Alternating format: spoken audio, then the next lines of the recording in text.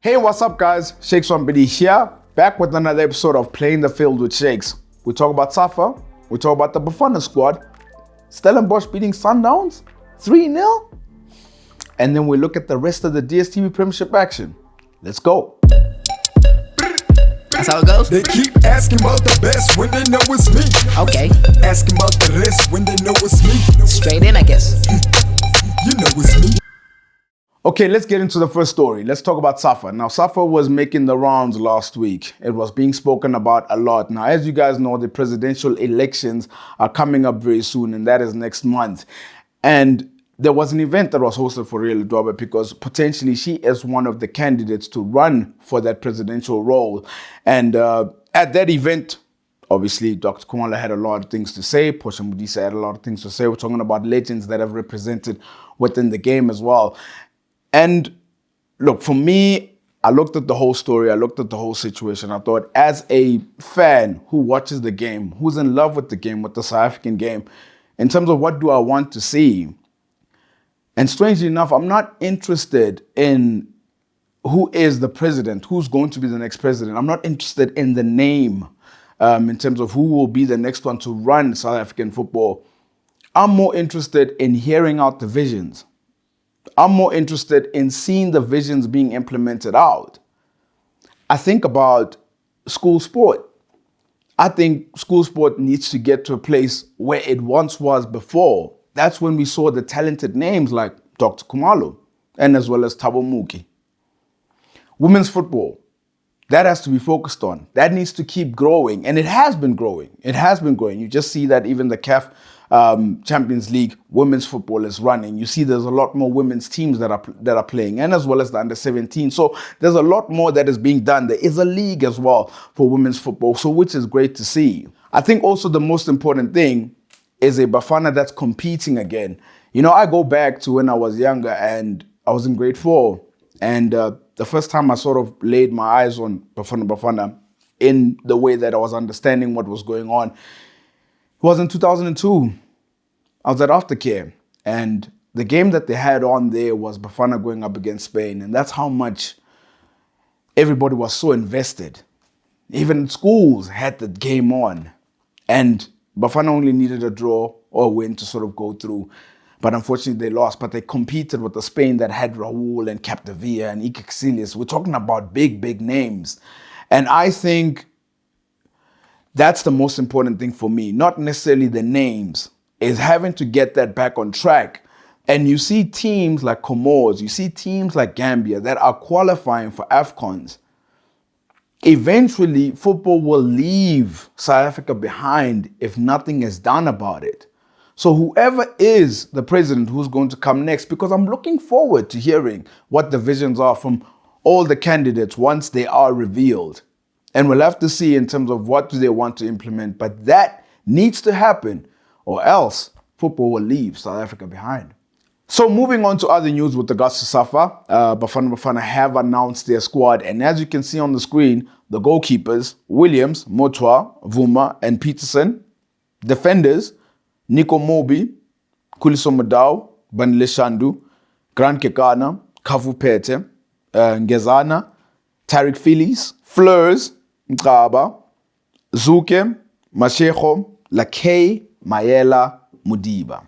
Moving on to the midfielders, Sitole, Musele, Makaringe, Monare, Yusuf Mart, Lebgang Maboy, Nange, Jesse Don, Ndansane, Morena, and then we go on to the strikers, which is Lorch, Dupree, Dolly, Mahopa, Mayo, Fagri Lekay, Foster, Hlongwane, and Tau and Modi. So that's the squad that was announced. This squad is going to be, it's the pre-squad before the actual final squad that will face Zimbabwe and as well as Morocco in the qualifiers.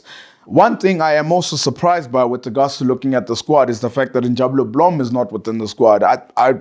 I really thought that he would have made the squad given the energy that he has and the fact that the versatility that he has within the squad. But big ups to Hugo Broos. I think when I look at the squad, it is spread out. You've got players from Stellenbosch, you've got players from Sundowns, you've got players from Chiefs. It's just spread out when you look at it, and players from Orlando Pirates as well. And I think when you see the squad, it's basically putting all these players and making sure that they fight for their positions. They fight to be able to be part of the squad that will be playing against Morocco and Zimbabwe. So big ups to him in terms of having to spread the pool. That's the one thing I like about Hugo Broos and what he's been able to do ever since he's come here, is the fact that even a guy who's playing at Maritzburg United feels as if like, I've got a chance to sort of play for the national team. I think also I must mention as well is the fact that, look, Themba's one is not being called up. Anlejali is not being called up. I think let's stop with that question. I think he's made it very clear that he's not going to move forward with them. And I think it's time that us as South Africans as well, we move on from that. Now let's jump on to CAF Confederations Cup. Orlando Pirates were playing against Al Ahly Tripoli, and they managed to pull through despite losing the second leg. The way that they played, I was not necessarily impressed. I don't think Orlando Pirates played fairly too well, but the fact that they already got the 2-0 win away ensured that losing 1-0 at home was not so bad. I think it's a huge occasion. It's a huge occasion. And I don't want Pirates to listen to the noise in terms of what does this trophy mean? What's the point of playing within this trophy? It's a huge trophy in terms of when you look at the other African teams, they take it seriously. And once you be able to win a competition like this, there's also more chance of winning more silverware like the African Super Cup as well. And I think also I've mentioned it even last week in terms of what it would mean with the domestic not being so great, and now being able to win the Confederations Cup, it's going to be huge for the players and even for the coaches as well. And one thing that I saw, which was very interesting, was that this is their fourth final in CAF competitions, while the most of any club within South Africa, and that's credit to Orlando Pirates. Really, that's credit. They've got history behind the bank. I think something, when I look at how they've gone about their business within this competition, something that they need to fix before they get to the final is the fact that offensively, they were not passing each other too much. I felt there were times when Lodge was running in on space and he was not being passed. Jukumandla was running on space, he was not being passed. Hoto as well, holding onto the ball. And when you are going to win a competition of this size, you have to be able to share the ball. And I think also if they do that a lot more, then they'll be able to score a lot more goals. But when is the final? The final, as you can see on screen, is on the 20th of May, which is this Friday. Orlando Pirates going up against RS Berkane. So nobody expected that. Everybody was expecting TP Mazembe. It will be played in Nigeria. It's going to be a huge occasion. I'm sure that Oli Sandal will be able to help out his teammates in terms of how to settle within the country as well. But it's huge. It's huge. And I mentioned this. I said to Orlando Pirates, go win the trophy. Go win the trophy. Go turn the season around. Go make the Orlando Pirates fans smile as well. And also take pride as well in the fact that when you look at the club, when you talk about serious trophies, big trophies, there was the MTN8 that was won recently, but it's not as big as this. So I just think it's a chance to win a huge trophy. And I think, guys, go and take it. Why not? I'm backing Orlando Pirates all the way. From the little brother, now we're going to the bigger brother, which is the CAF Champions League. And Al Ahly have made it to the final of the CAF Champions League. They will be facing Wydad. And Pitso Mosimane is into another final. This is the fourth final. And potentially, this could be his fourth trophy winning this one. And you have to think of how many coaches around the world, when you look at the accolades that he's been able to win since he was at Mamelodi Sundowns until now. And I'm being honest, I'm not even joking around when I say this. I think Pitso Mosimane is top 10 coaches in the world right now. I think in Africa, number one. That's not even a debate. We ain't even going to talk about that. But when you look at just how he's been able to win this competition, this is the biggest competition in club football on the African continent. And he's into another final as well. And let's also remember, he played in Morocco last season and he was able to win the trophy. And I think also having Percy peaking at the right time, it's great to see two South Africans that are able to work together where they've worked together before at Mamelodi Sundowns. And Percy, as I was saying, with regards to him peaking at the right time, I think even in this tie that he was up against ES Setif, I think he peaked at the right time. He had 4 assists, he had 2 goals. He was just on fire with regards to that. And now they play Wydad. When is that final? That is on the 30th of May, as you can see on screen. Al Ahly going up against Wydad, and that's going to be in Morocco. So Wydad have a huge advantage in the fact that they're playing in Morocco. But Pitso won there last season, and he's never lost a final every time he's made it to the final. And who's to say that he can't take this one? But for me, I just wanted to take my hat off to Pitso Mosimane and as well as to Percy, the fact that they've reached another final together. So it's beautiful to see. It's a beautiful story for South Africans as well. And I think he could definitely win another trophy. And I'm backing him and as well as the Lion of Judah all the way. Now, bringing it back home to DStv Premiership, big result that happened over the weekend. Nobody saw this happening, and which was Stellenbosch going away to Mamelodi Sundowns, the champions, and winning 3-0. You have to give credit to Steve Barker and his men. I thought his plan was sublime, and when you actually think about it, he's actually taken 4 points within the league off Mamelodi Sundowns, which is a big credit. I think when his team plays against a team that obviously holds a lot of the ball possession, when they play on the counter with Ashley Dupree and Van Rooyen as well, that pace can be so burning. And I think with regards to his tactics, it worked out really well. I don't think Sundowns were at their best as well, I must admit. I thought they could have been more clinical in front of goal. When you look at even Sage Stevens, was in the form of his life. And also what helped out a lot with regards to the performance for Stellenbosch was Ricardo Goss. I think Ricardo Goss helped out Stellenbosch. And I say why? Because he looked nervous for me. Keeping in goal with regards to Mamelodi Sundowns, he looked very nervous for me. And that brings me on to him now. Let's move on to Ricardo Goss. I was not necessarily too particularly impressed with regards to his performance, and I'm not going to blame him for it because the guy hasn't played a lot, in all honesty. He hasn't played a lot, so for him to get that rhythm with his defense is going to be a lot hard to find. But every time he has performed, he concedes goals, and I think in his time that he's been at Mamelodi Sundowns, he's played about 9 games, and he's conceded about 8 goals. And every time he's playing, it just seems like he's going to concede. And when you're not able to get that rhythm, in the way that Denison Young was doing, in the way that Kenny Mwini, who's already been a stalwart at the club, when he's not able to do that, it's going to be a lot hard for him to find his feet. And that's the number of games that he's played within 2 years. I remember when he moved to Mamelodi Sundowns, I put out a video and I spoke about, I'm not sure if this was the right move for him. But I was saying that because obviously he was playing so frequently at Wits that now when he goes to Mamelodi Sundowns and looking at the caliber of goalkeepers that is at Mamelodi Sundowns, I don't know if he's going to be able to get a game. And unfortunately, it has proved so. And I think he has a big decision that he has to make come end of the season. He's got a really big decision because when you look at Denison Young, it doesn't look like he's going to slow down. Kennedy Mwini looks like he's already like the number 2. It's already set. That's what it is. And Riyad Peterson has really improved. You can't deny that. He has really improved. So not only that, he's fallen down the pecking order. And then there's still Jody February to come back from loan. So we don't know where he's going to be. And when you look at what's happened with Jody February getting his loan and having to get minutes at Swallows, I think Ricardo Goss has to make a decision for his career. You're not playing games. And arguably, you're supposed to be in the Bafana squad.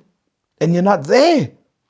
So I think he might need to leave Mamelodi Sundowns, whether if it's in a loan capacity or whether it's in a permanent capacity. But that needs to happen because the flow is just not happening.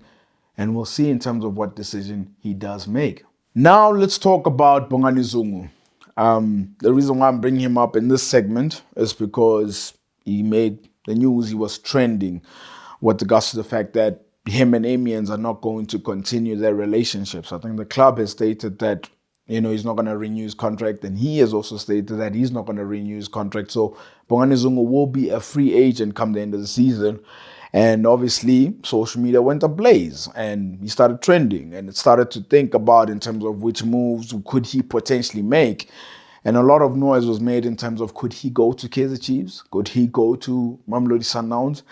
And I looked at all that trending and I saw all those tweets and the excitement. And let me start off by saying I think Bongani Zungu would be a fantastic signing for any team in South Africa. Any team. Sundowns, Chiefs, Maritzburg, United, Stellenbosch, name them, Baroka, any team. You could even go further down to the Glad Africa Championship if you want. He'd be a great signing for any team.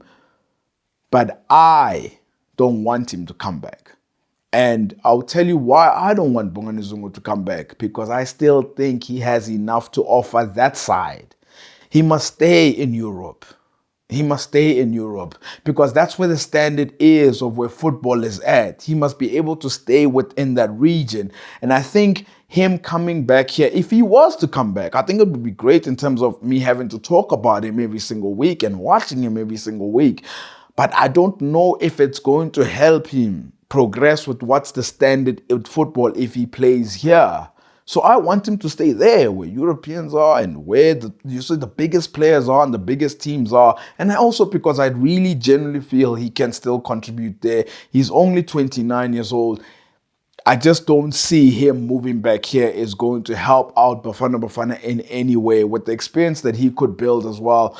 And also you just see with players, once they're that side and the position that he's playing, he doesn't need to be able to come back and retire here. He still plays in the middle of the park. He doesn't have to do so much. He can play in that anchor role as well. So I do feel that staying over there is the best solution for Bongani Zungu because I think he can still contribute that side. So Bongani Zungu, if you're watching this, with all due respect, I don't want you coming back here because you're too good to come back here. Continue that side. The battle of top two now.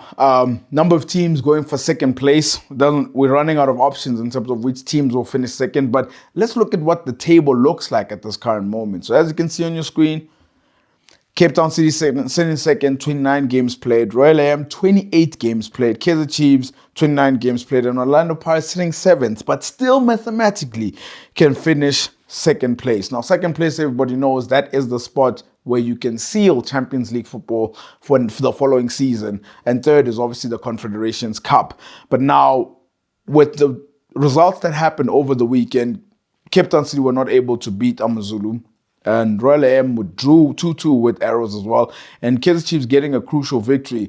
And let's look at the games that they have left because it's going to be very interesting. Some teams have only got one game left and then some teams have two and then another team has 3 games left. Now, as you can see on screen, let's look at their remaining games. Cape Town City have Stellenbosch left, which is away. They'll both be playing each other in Cape Town. And then you also have Royal AM, still have to play Orlando Pirates and as well as Sundowns. Very tough, I've already mentioned in terms of how tough that's going to be. And then we've got Kaizer Chiefs left with Swallows. It's going to be also a very tricky game, but I think also there's going to be points that can be won there for sure. And then Orlando Pirates, with their victory that they have in the Confederations Cup, those games will only be played the following week. But it's Royal AM, Maritzburg United, and SuperSport United as well. So I've got permutations. So permutations in terms of for each team, what would need to happen for them to finish second? So, as you can also see on screen, let's start off with Cape Town City first. Cape Town City, if they win, the win would rule out the Soweto clubs. So, Kaizer Chiefs and Orlando Pirates would be ruled out. And then they would need Royal AM not to get 6 points from their remaining games. A draw will also cancel out the Soweto clubs as well. But obviously they would have to get the win against Stellenbosch. Then we move on to Royal AM. Royal AM, they would need 3 points.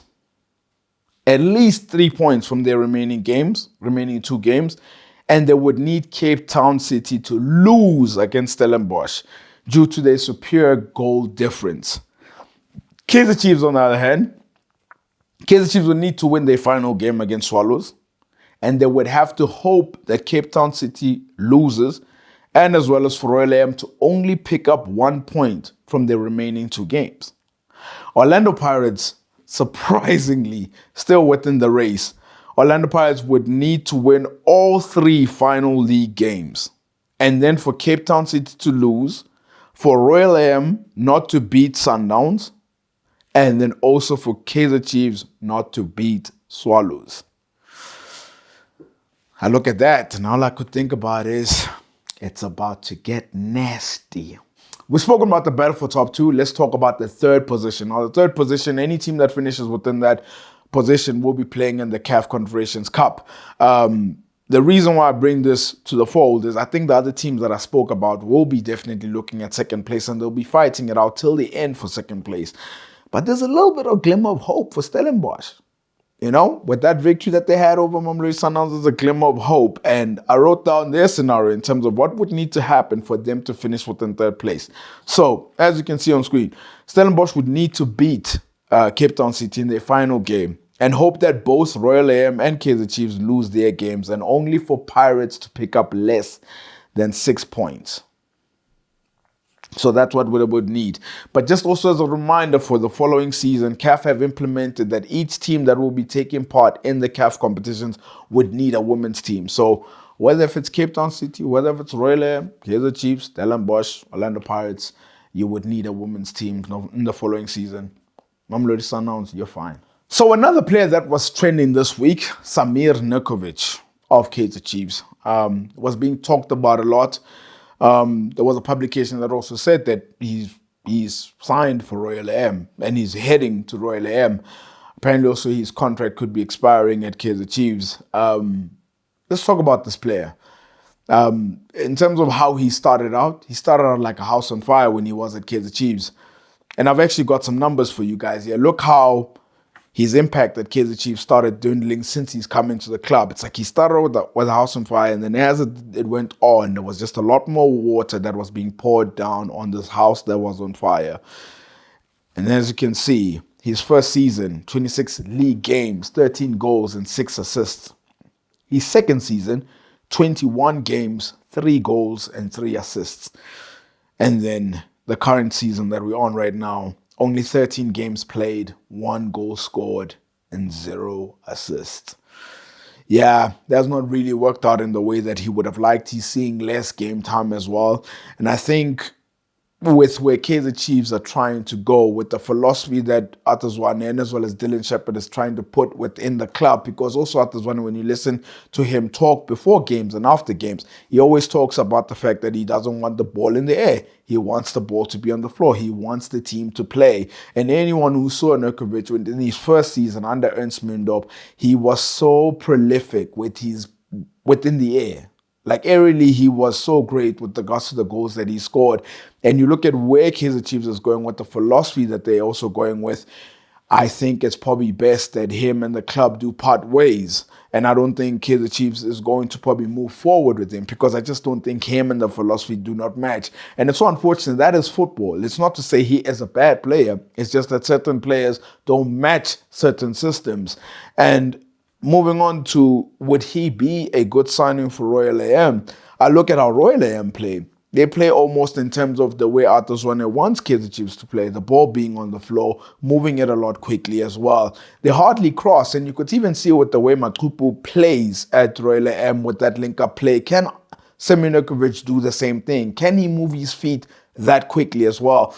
I think it's something he would have to adapt to, but it's going to be very tricky. I just think also just for the fact that he can score goals and he can also be a threat in the box as well. Maybe perhaps Royal AM are trying to look for a different dimension for in case they need to get a goal. But I do think a new surrounding for him would do him well. And I just think I don't see him at Kaizer Chiefs next season. Now let's go all the way down to the bottom of the table. It's also getting heated there. You can just see that points really mean a lot to teams down there. Baroka have really caught the eye, especially under Vincent Kobola. I think in the way that they've been able to play, they're scoring goals, they're picking up points as well. Looking at the table as it currently stands. So as you can see at the bottom of the table, Chipa are safe with regards to the point that they got over the weekend. Maritzburg United still have 2 games to play. I really do think that they will be safe. But these 3 teams, I think, to finish last place, I've spoken about them, TS Galaxy, Swallows, and as well as Baroka. Baroka coming in late with these wins that they're getting as well. I think they're putting Swallows under immense pressure.